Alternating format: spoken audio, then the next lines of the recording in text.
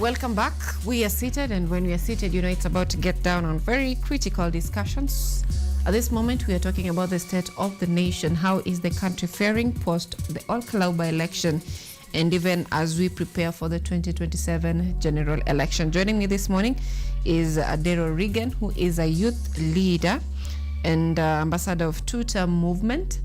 And we also have Moses Ayiecho, who is also a leader, a youth leader, who are joining us this morning to help us delve deeper into the conversation. Now, allow me to have the guests introduce themselves to you. Let me begin with you.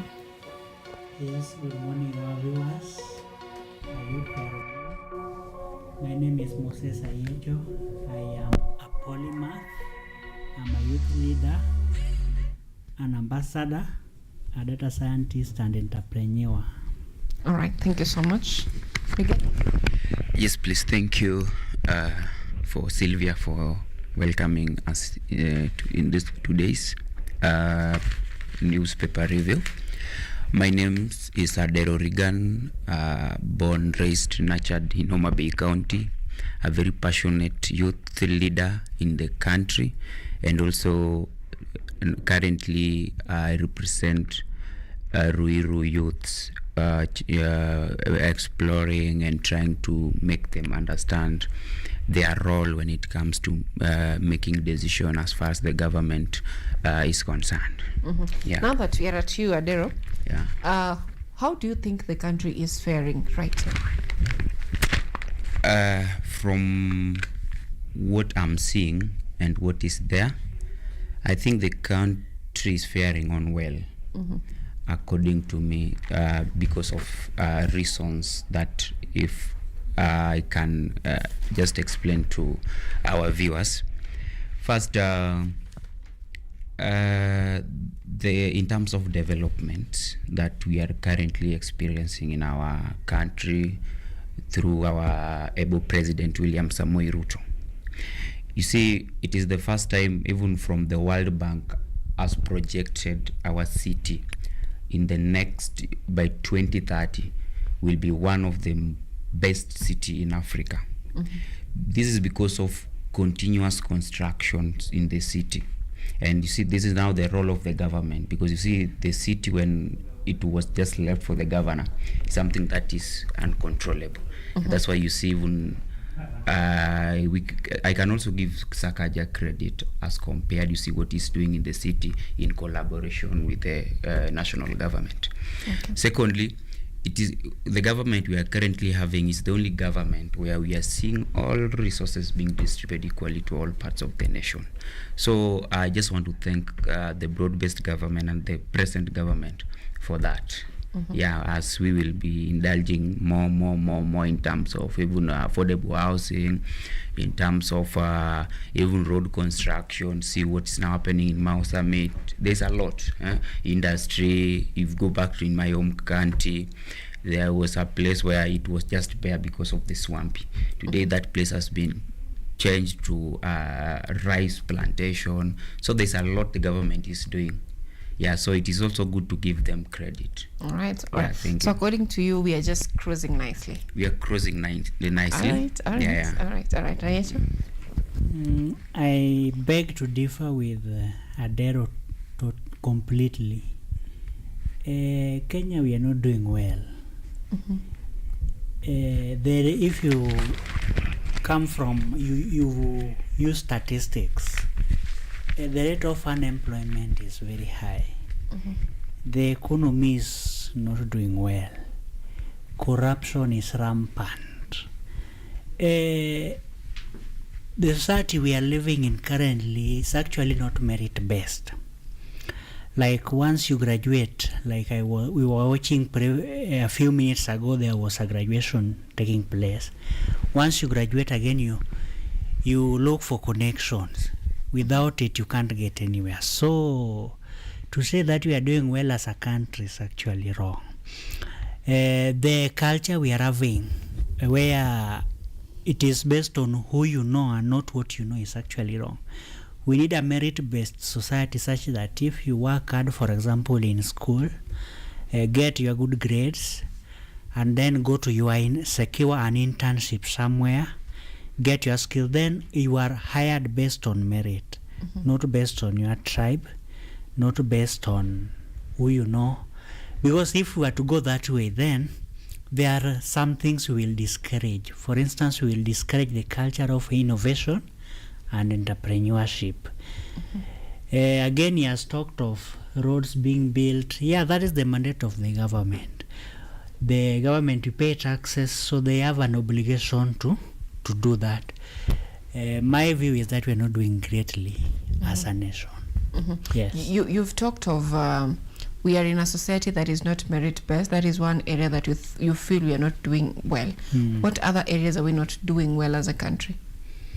Well, when you view it objectively, the corruption in Kenya is very alarming.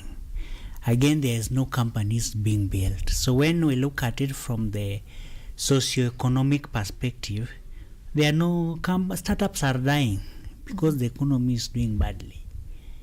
And statistics can back that. All right. I would wish for you to clarify with the source of your statistics. Yeah. But all right. Let's get to the newspapers that you're having this morning.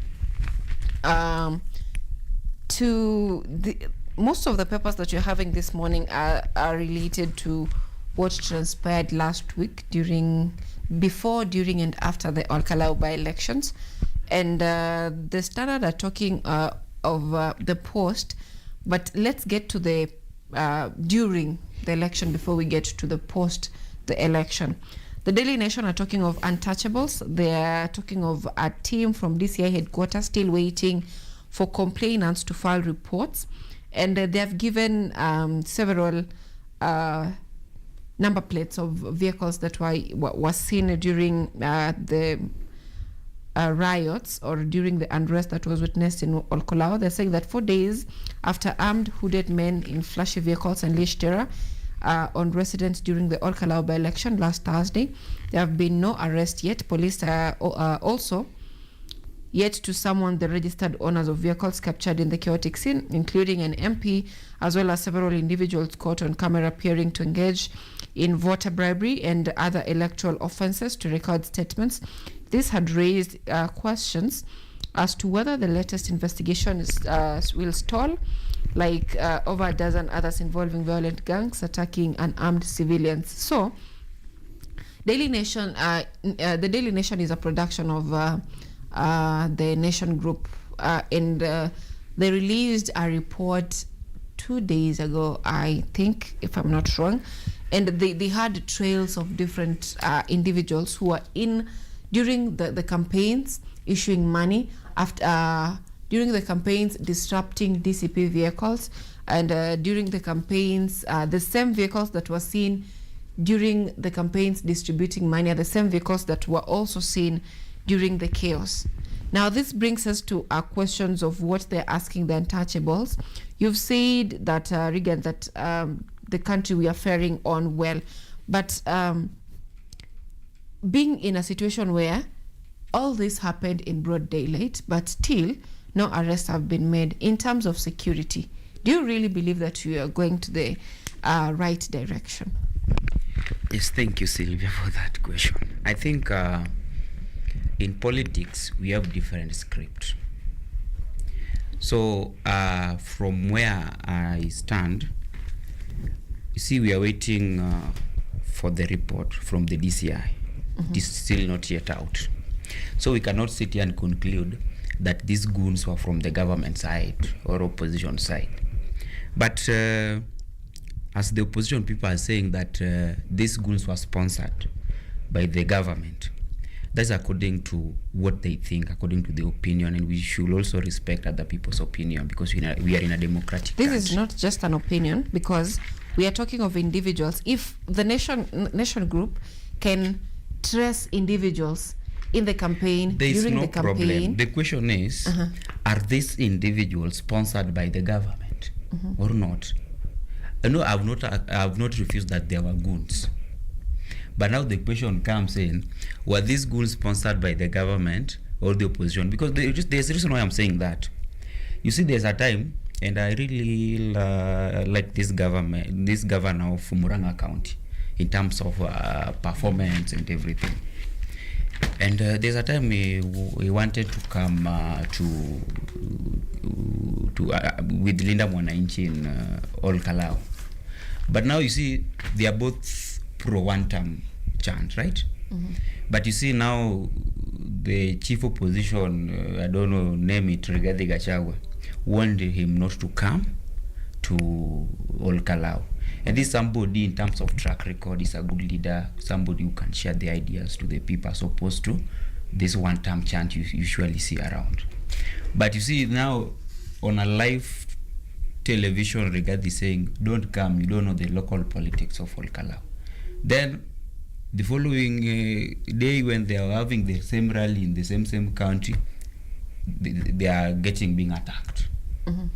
Now you ask yourself, was this sponsored? You see, sometimes you need to add 1 + 1, you get 2. And if you can't add that, you overthink, you will get 11. So those people who overthought by then will say government sponsored the coup. But from my side, mm-hmm. because you are warned, and you see, this is politics. This is just a script, because somebody somewhere doesn't want somebody to get the mileage. Mm-hmm. They want just to have that, the kingship thing, mm-hmm. of the region. Mm-hmm. And you have just to do everything. It's politics. Then you blame it to the government just to be relevant. Yeah. I'd love for you to make our viewers understand, but I will get to Ayiecho first. Yeah. How you still want to investigate someone who is seen on a UDA campaign issuing money, a vehicle seen on a UDA campaign issuing money, the same vehicle seen with armed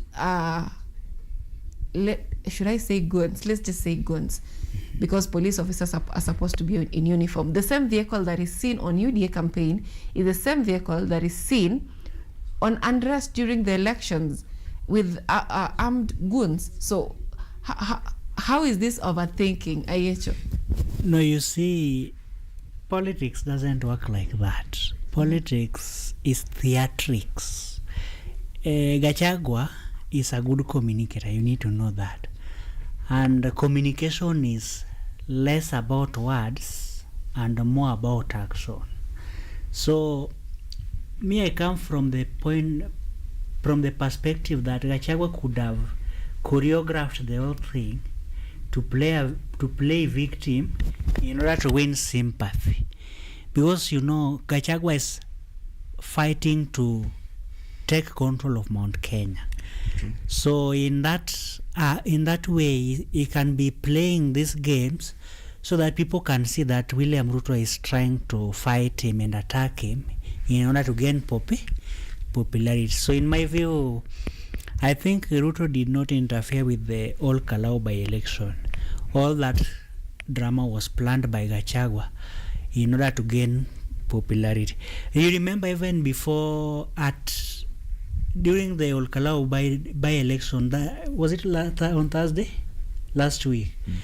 Before even the results were announced, at 3 p.m., mm-hmm. Gachagua called for a press briefing. That is like playing a victim to gain sympathy. Mm-hmm. And sympathy sells in politics. Mm-hmm. Yeah. Mm-hmm. All right. Now that both of you are agreeing that Gachagua might have planned this on himself, why is it, my question is, why is it that the government is doing very little to have these people arrested? Because the number plates were visible, some of their faces were visible, but why is it that the government is reluctant in taking action? The government is not reluctant. Maybe that is what the media is reporting. You also need to understand that the media is biased. The government is mandated to protect the citizens as per the country, as per the constitution, but their reluctance can be attributed to the fact that maybe they are doing verification. You can't just arrest somebody. Maybe the intention was not to cause havoc. Mm-hmm. Because in Ol Kalou is in Nyandarua, and Nyandarua currently those people are in opposition. They are not pro William Ruto. Mm-hmm. Yes. So it's not that they don't, that the government doesn't want to arrest them. It could be that there's some underlying investigation to verify the facts. Me, together with the viewers, do not understand both of you, because the goons, I don't know if goons is the right word to use, was seen shooting towards the police officers. So if a crime is committed against police officers who are supposed to protect the citizens, how safe are citizens then if that is a situation that takes that long to handle? Let me get a comment from you. You see, who sent those police officers there? The government, right? And you see now the goons comes in and start attacking the police officer who was sent by the government. So from where you sit, do you think it makes sense when we say this is now the government-sponsored goons? Well, they're attacking the government, which has sent them there to protect their lives, because it's the role of the government. The reason I'm asking that, you see, the Daily Nation has given out their report. So we are also waiting for the government also to give their report. And we cannot say now the report for the Daily Nation, now we want to subject us that now that is the true report. Remember, get your mic closer. Remember the DCI were never involved when the Daily Nation were doing their investigation. And so me, from where I sit as a Kenyan citizen, I will only trust the report from the DCI and then the Kenyan government, which I believe they are capable of doing, and they will protect Kenyan lives. And before you ask another question, remember there are many ants who are anti-Ruto. One of them is the former president. He's against William Ruto. And then there's Gachagua. So Ouru was also a very smart politician, yet the least studied.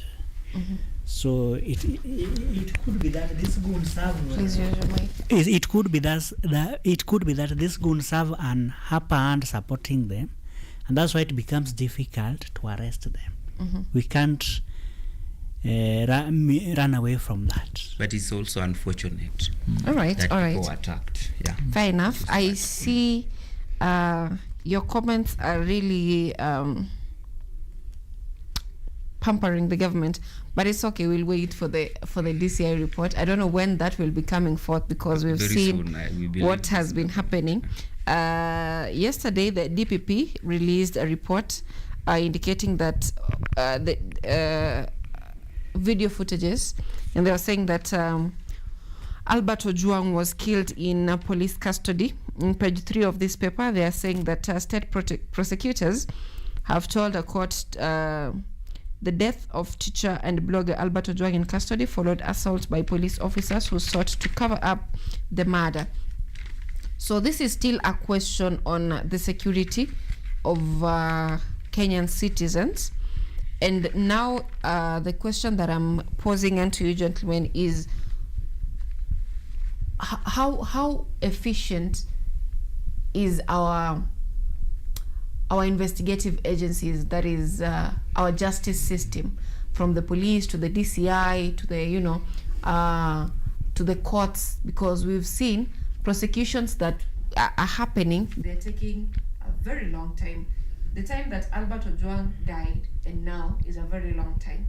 Yes. So that means that if we were to get justice for what transpired in Olkalau as well, we'll as well wait until 2027 is when we will find this case mentioned, or probably a credible evidence that shall be presented. So how confident should we be with our current justice system? Yes, thank you so much. I think the issue is in the court, right? And you see, me, I'm just a microbiologist. I'm not a judge. So let's give the court the humble time to do the investigation. I'm very happy that things keep on unveiling each and every day, which is positive to normal mwananchi. From where I sit, Albert Ojwang was killed because he was carried from their hometown, tortured and everything. And now, yesterday, the CCTV footage that were deleted were recovered. I think that is a good move. And from there, let's just wait. We see if government for the first time with such an evidence will just do nothing as far as that case is concerned. But now that it is in the court, let us just wait for the court's proceedings and the outcomes of the court. All right, Ayiecho.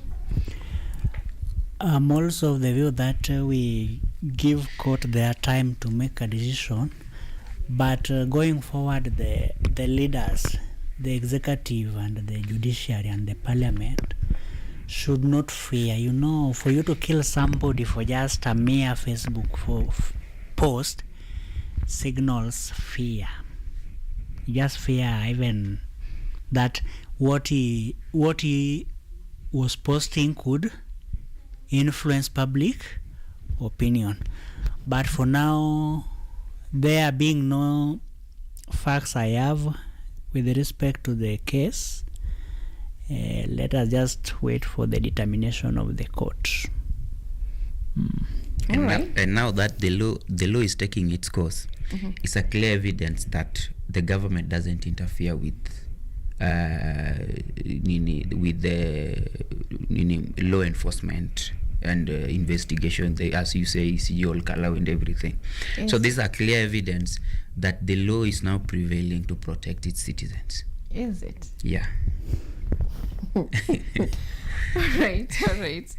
Let's take a look at the aftermath of the by-elections, and we have the Standard. The Standard are talking of panic in the Valley, and they're talking of President William Ruto after the elections. The DCP win was like a shock to his 2027 campaigns, and now he's back to the Rift Valley with the leaders allied to him urging residents to register as voters in order to secure the 2027 general election. Some say that this is just a mere by-election, and it is not in any way a precursor of what will happen in 2027. But then again, by-elections are not just by-elections. DCP is a very young party which managed to get above 80% of the votes in the region, despite voter bribery that we saw from the government. Don't tell me that was not voter bribery, because there was so much that was presented during that period in form of cash, in form of materials and everything. So despite the government's capacity, the DCP, being a young party, managed to clinch the win, or to have its first-born member of parliament as a first win for the party. Now, from where you sit, do you associate yourself with the Standard headline, Panic in the Valley? I don't know why we are hyping this all Kalau by-elections as if this is the only by-election that we have had. We have had around 10 by-elections. Let me tell you why we are really talking about this. Yeah. DCP is a young party, and it's managed to outdo a ruling party. That is why it is hyped. Okay, there's no problem with that. Huh? You see, there could be a panic. Yes. But now the question now comes in. You see, in Kenya, we don't vote because you are a good leader, which is wrong. Kenyans, more so to now all Kalau, where now it's from central region. If you study their voting pattern, they vote against someone, not because the person they are voting is a good leader. The person they voted sold for them their good ideas and good manifesto. Tell me, if you are keenly comparing the manifesto of the two, the UDA candidate and the DCP candidate, I would rather voted for the UDA candidate, because he had some agenda. We need to have the government so that I can go and lobby for roads and everything. You see, that guy had some manifesto as compared to DCP candidate who will come and the only thing they could do was to sing Kamau, Kamau, Kamau and everything one time. Actually, the attack was not directed to the DCP, to the UDA candidate. I mean, their attack was directed to the president, William Ruto. So The UDA candidate failed because he associated himself with the president. And now, president has become their enemy simply because of betrayal, not bad governance. And see, we should discuss, as youths, we should be in a position to discuss the good governance, the good project that the government is doing, and what do we want as the Kenyan youths and as Kenyan citizens as a whole. Not because wewe ulitoa mtu wetu. You see the good thing, I don't know how Kenyans usually see this. Last week is when Rigathi Gachagua said the reason why he fall out with the president was because the president started engaging the ODM brigades. Not because the president was not doing the work as per the constitution in terms of development and governance. So sometimes I think we also need to go out there and talk to our youths that it is the right time that we should have leaders who can deliver. Not that we are going to vote someone because he's not associating with someone. That's my take. Yeah. Fair enough. And right here on Biashara Tuesday, we are always saying that it's high time as young people we stop voting for political parties. Yes. Despite the fact that there are vehicles to power, because you cannot move masses without one. Sure. Let me get your views, Ayiecho. Do you associate with yourself with the view that the president camp is in panic? Yes. Due to 3 reasons. One, the by-election, the Olkalau by-election was a communication to the president. Number 2, it could have been that it was designed by the state to happen like that. Thirdly, it could have been a way of making Gachagua popular in Mount Kenya. So let me explain why. It was a communication that the Mount Kenya region the people of the mountain have left William Ruto completely. Because if you saw the margin, it was 35,000 and the second person garnered 5,000 votes. So that was a communication that we don't want you. Number 2, it could have been state engineered. Why am I saying so? Elections are usually won on narratives. In 2022, Professor Mutai Ngunyi coined the term Hustler Nation for William. So then when Ruto was going around the country, he was telling them, I'm your hustler. I came from nothing and I'm going to stay. So that really excited most Kenyans. So why am I saying it was state engineered? The only way William Ruto can be elected in 2027, is the 42 versus 1 narrative. That is the only way. Any other narrative will not sell. And that's why last week, but when I said here that if the United Opposition were to rally behind Sifuna, Gachagua, Kalonzo, Matiang'i and Uhuru say Sifuna tosha, then Ruto will be home before 6 a.m. But if the way he's trying to do is trying to caricature in a way to look like Kikuyu versus the rest of other Kenyans, what Raila did in 2007. But this time that narrative will succeed. I see him coming. That's the only way, that is his only route to power. Because in politics, people vote against something. People do not vote for something. So now, let me just finish. Now that we've had, okay, I'm not tribal. Let me just give a disclaimer. But I have my own opinion. Since independence, we've had 5 presidents. Ruto being the 5th. But 3 of them are from one region. Kenyatta, Kibaki and Uhuru. And 2 are from the Kalenjin region. Tugen, Moi was from Tugen. And many say Ruto is a Nandi. So going by that narrative then, it will be so easy to convince somebody from Western or Kisii that you've not been there. And the mountain people have been there. Now let us vote against them. It will be so easy to convince somebody from Somali, northeastern part of the region, that you see the reason you are underdeveloped is because you've been dancing in the periphery. You've not been close to centers of power. That narrative is what William Ruto will use to win his 2027 re-election. Yes. But you agree that there is panic in the UDA camp? Yes. He has panicked. You know, if you lose Mount Kenya voting bloc as a whole, it's a threat. Because even if you go to some parts of Western, the Mulembe Nation, I won't say they are really pro-Ruto, going by what I know on the ground. And the Luo Nation is 50-50. The Kalenjin Nation is 70-30. The Kamba Nation, I can't say.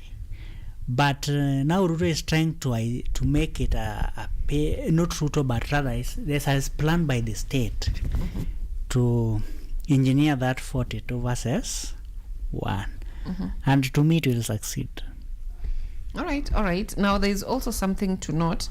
The Star talking of an ease grips Matiang'i camp as Gusii allies align with Edwin Sifuna. The likes of Senator Onyonka are now aligning with Edwin Sifuna. Does this also serve as a threat to probably Matiang'i or the unity of the united opposition from your perspective?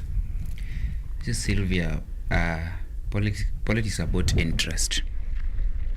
When you don't serve my interest, I will badmouth. And when now you serve my interest, you will come my malaika, something like that. That's why you see, if because you see, Matiang'i is Jubilee. Let me say Jubilee. Once you are a presidential candidate of a party, meaning you are like a party leader. Now Matiang'i, from where I stand, Matiang'i has not that political muscles to influence Kenyans to vote for him. And that's why it's like, for example, you see, people sometimes do say charity begins at home. That's why even from Nyanza, we have somebody like Orengo, governor of Siaya. Orengo has declared that he will go for the top seat. But you see, he has no majority, because from where we sit, we feel that he has not that muscles. And that's why you see, we are aligning with somebody who has that political muscles to take us. If we leave the governance aside, now we are talking about the politics. Now talk of Matiang'i. They filled a candidate in Olkalau. The candidate got how many votes? Less than 1,000 votes. So insignificant. That's the person who wants to vie for the presidency. And let me tell you, that's why I'm saying this is a party that the party leader was Uhuru Muigai Kenyatta. That as they are bringing Matiang'i to come and vie as the president, if these people had interest of Matiang'i, they would go and campaign for their candidate even in Olkalau. What are we trying to say? Even Uhuru, from where he sits, he has accepted that no, the kingship is now left for Rigathi Gachagua. And Matiang'i, Kisii votes are yes, if you cut 1 million, surely. And you see, politics about numbers. You see, so from where I sit, even Matiang'i himself knows that no, it is impossible unless he deputize someone. At least it can work like that. But Matiang'i himself, no. That's why Onyonka is saying, oh, this is just a joker. Let's go for Sifuna. Still somebody was that political muscle. And Sifuna, from where he is, he has not declared that he wants this presidency. This is just Gen Z engineered slogans as always. The other day it was Senator of Busia. The other day it was Babu Owino kwa sababu. Today is Sifuna, sisi ndio Sifuna. I don't know if tomorrow it will be Adele Reagan. So you see, this Gen Z thing can really make you to be hyped in an extent that you are a demigod somehow. But now see, even in Olkalau, people, majority voters there were millennials who are voting. These people are just yapping online. That's why even Sifuna, from where he sits, he fears that these people are chanting me season your Sifuna. Majority of them are Gen Zs. But are these people really genuine with what they are saying in terms of now waking up very morning during that voting day to go and vote me in? There's still a question that we need to ask ourselves as Gen Zs. Let's just stop shouting online, but what we are doing on ground that should make that change we are championing is not there. All right, fair enough. Yeah. Ayiecho, let me get your sentiments regarding the opposition as well. In my vernacular, there's a saying that Jiluo Geno, loosely translated to mean people follow success. So Matiang'i has no euphoria, has no political euphoria in Kenya. He doesn't have that thing that he can use to convince Kenyans that, I did this, now make me a president. He doesn't have it. But now Onyonka aligning with Sifuna, I think the country is ready for young tax. Only that we need systemic changes where it is not how much you have, nor your background, nor your community that determines where you can reach. And Sifuna is that candidate. People, he is a potential. That's why people are following him. Otherwise, if he... Which people? Kenyans. Otherwise, if he were nothing, I think I'm expressing a subjunctive mood. If he were nothing, we wouldn't be here talking about him. Although he may not succeed in 2027, but he has a future in Kenya. William Ruto may still succeed in 2027 because of how the system is. There's nothing like this. When the lake flows to the valley, the mountain is not seen. Remember that. All right.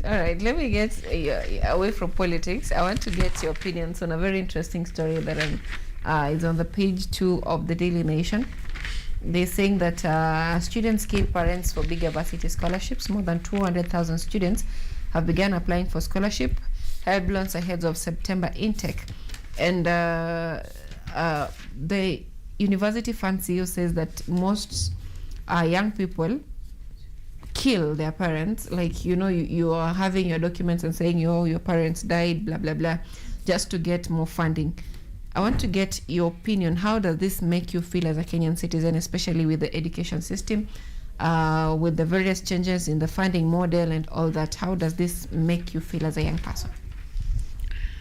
I think from where I sit, I'm not a beneficiary of the new funding model, but I've get to learn some few things about the new funding model, so that at least I can also as well explain to my younger brothers and sisters back at home. It is the idea itself was a good idea, but the way the implementation of the model somehow was not good from where I sit. The mistake, I don't know, the committee which sat down and came up with the model that students now should be placed in different bands. Sometimes you have only one parent and you have one child. Somebody who is a teacher and somebody has two parents who are teachers. You see, when you are employed, you are being placed in a band so that you pay more school fees, because maybe they think that your parents are able to pay your school fees because they are employed. So tell me, how much salary is a teacher earning? Just for example. And now you see, I'm being graded or I'm being placed in a band based on the information that I've given individually. So they will not ask me how many kids are back at home that my parents are really struggling to pay for their school fee. No, that is not being included. So sometimes you are employed, but you are in a family, you are like even 6 kids. Some are in high school, 2 are in campus. Then you are being placed based on individual information. Do you have both parents? Yes. Are your parents employed? Yes. Okay, your parents can manage your school fee. I think that one is good. And that's why you see even some students are now forging that, one of my parents are, and that's what is bringing that. And so I can at least request the government also to look out into that. Possible reforms. Reforms in the education sector. All right. I disagree with them. In data analytics, we talk about machine learning, and we talk also about something called logistic regression, where we learn from your historical data to inform your future decision. So before these students are put in bands, we even assess M-Pesa messages. That's something you can't fake. If the teacher is employed, we assess the salary, and we also look at whether the teacher has a business. And how will we know that information? Through KR. So the amount of tax you pay will inform us your level of income. So to me, I think the idea is good, and the implementation is also good. Only that people need to also shift their mindset from just going to the university. We now have enough supply of labor.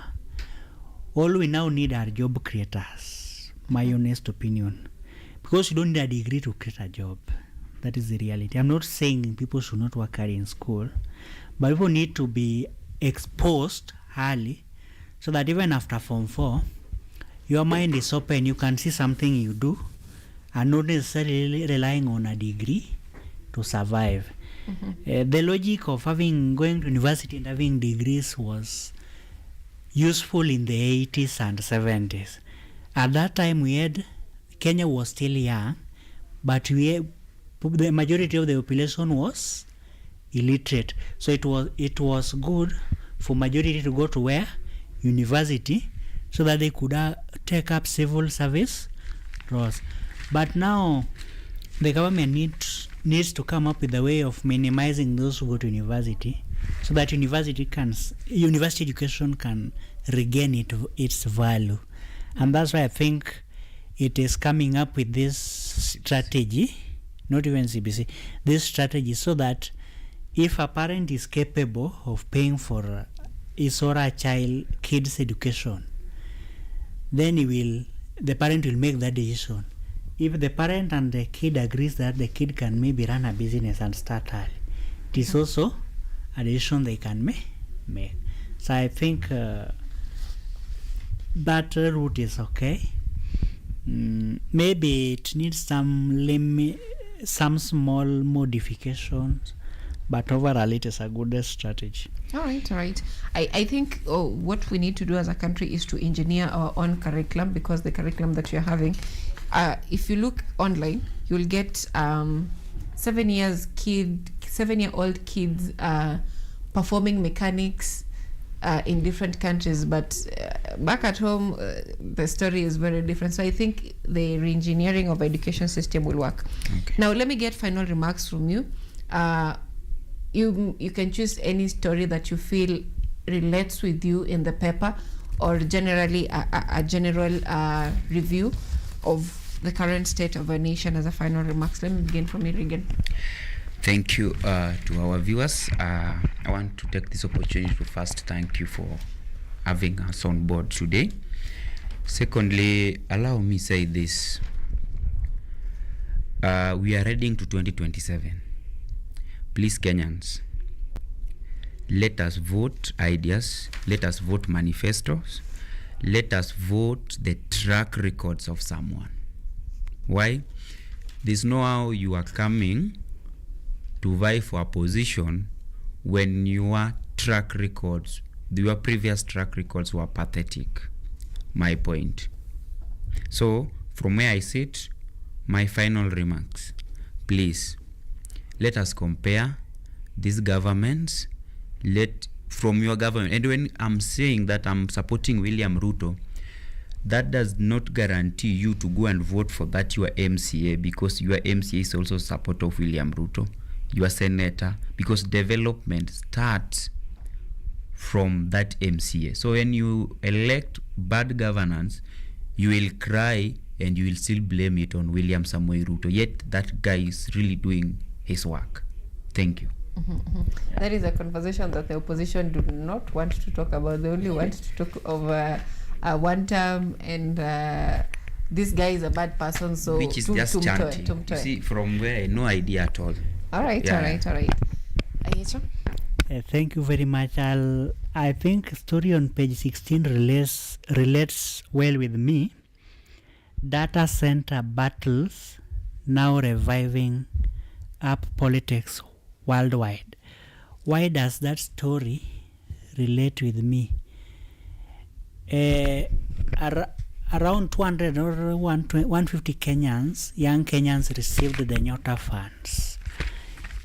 But there are some pledges that Governor Sakaja and the President made that they will be given 2 years waiver,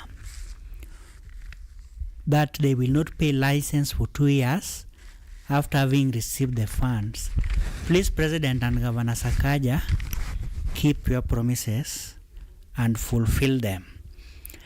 Again, why is the story relating well with me? We need to support the culture of innovation, technology, big data, and entrepreneurship. Because we have a lot of young Kenyans coming out of university every year, but then there is no jobs being created. That will become a crisis even to the 6th president of Kenya. There will be a new wave, and that time it will be Gen Alphas. So priority should be job creation. The president and other players need to prioritize that and come up with a amicable manifesto that they are willing to implement. Otherwise, going forward, let us not follow rhetoric, let us not follow tribe, let us follow individuals, and we know how to assess individuals. Let us follow ideas, and let us be honest and men of impeccable integrity and unquestionable characters. Thank you very much, KUTV. My name is Moses Ayiecho. All right. I think what you gentlemen have said is evident from the comments that I'm seeing online from our online viewers. We have Wahoo saying that watching from Ruiru Shore Equalit, kuwakumbusha tu huku tunatembea na helmet. I think you've heard the story. You are a representative from Ruiru. Apparently you guys have a zombie person. We will protect you, don't worry. Government has a bigger hand. All right. We have Marlon saying that I think the Olkalau by-election was a statement. We Kenyans might vote against a person, but can it be an indication towards 2020? I think that's a question. Saying that we Kenyans might vote against a person, but can it be an indication towards 2027? Yes, it can be a precursor. You will respond to that just briefly. Hold on to that question.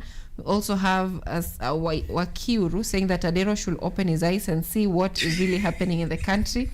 We have someone else saying that, that is Mamu saying that the president is doing a very excellent job. We are lucky to have him as our leader. We have someone saying, I love the conversation, especially on what Regan has been saying, enjoying the show from Muranga. So you have mixed reactions from our online viewer, Adero. We have someone saying that we just need to see justice prevail in the case of murder of Albert Ojwang with respect to the new evidence in book. We have Fanny saying that she's watching live. Let me see if we have questions that are here. Adero, you're really congratulated here. I'm seeing Adero, good job, and so many good comments. Someone saying that as a head of state, do you think the president is aware of the injustices happening in the country? For instance, during the elections in Olkalau. Question for Adero. So you'll respond to the question that was asking, could this be an indication? We as Kenyans might vote against a person, but can it be an indication towards 2027?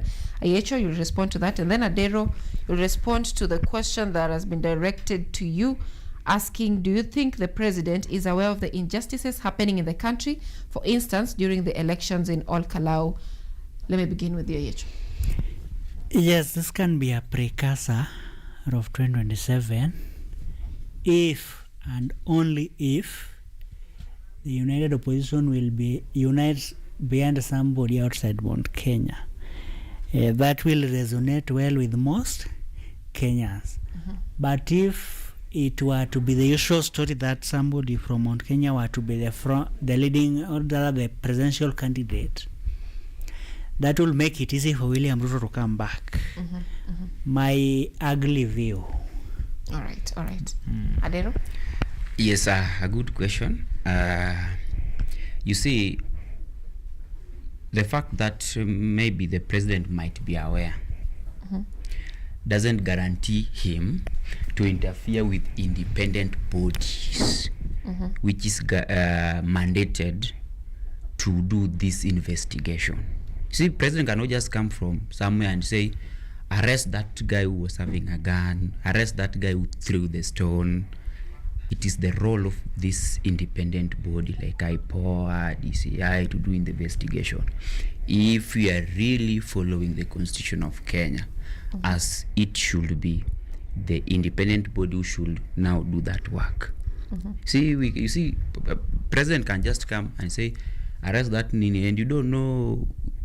You see, sometimes us, we are being just used as our vessels. Why are we doing this investigation? Somebody might, because you see, there's no single day that Adero will wake up and carry stone and go throw it to Sylvia because we are in the different political parties or we are political views. It is there's some forces behind, and that's why we have investigation agency. If it were not that, then we could just go and pick those people and now take them to court and things go like that. All right. Thank you so much. And I think that is something that we've mentioned so much here, that we should be voting leaders. So that, because if you're asking about a question of injustices, what you should be directing the question to is the police. We should be directing our questions to the DCI, but which is independent. Yes, because of the propaganda that you've been filled in, we're always asking the president. Of course, the buck stops with the president, but I think we should first question the right people. Sure. Questioning the MPs because they vetted someone to get in office. That is where we should first begin from before we get to questioning the leaders. Now that brings us to the end. Our time is up. My director is telling me that so that is all we had for you on this 21st day of July 2026. Until next time, it's bye from us. My name is Anyango Sylvia.